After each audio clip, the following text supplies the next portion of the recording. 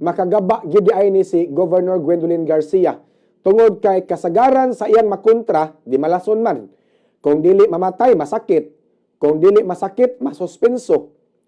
Sa una bitaw si Governor Gwen Garcia nagkabangi sila ni Vice Gobernador Greg Sanchez purya hisgot lang. Unsa nahitabo? Murag na stress si kanhi Vice Gobernador Greg Sanchez hangtod nga mitaliwang gyud mga kabombo. Si Governor Gwen Garcia nagkabangi sila ni kanhi Mayor Tami Osmeña. Unsay nahitabo? Kalit lang nga nasakit si Tami Osmeña. May gani kay gilugwayan pa ang kinabuhi. Nakasurvive mga kabombo. Sayag sakit si Tami Osmeña.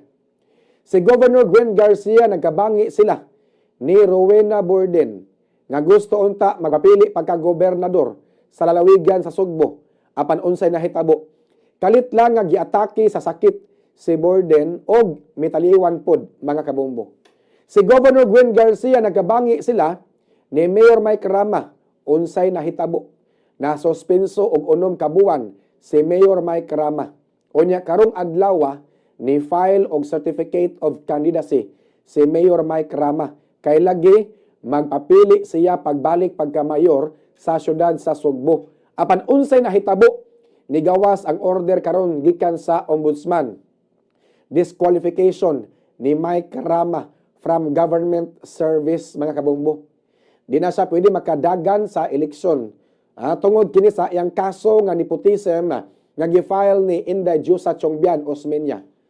Abogado man unta si Mike Rama unya daghan man siyang mga empleyado nga mga abogado sa Cebu City Hall. Siya naman sad og wala sila kahibaw aning nepotism. Grabiha aning Governor Gwen Garcia no.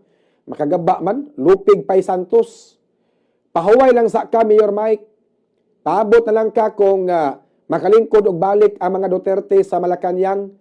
Basin pa di ay og ma-reverse pa ang desisyon sa ombudsman. Matod pa bitaw ni Kuya Kim, ang buhay ay weather lang.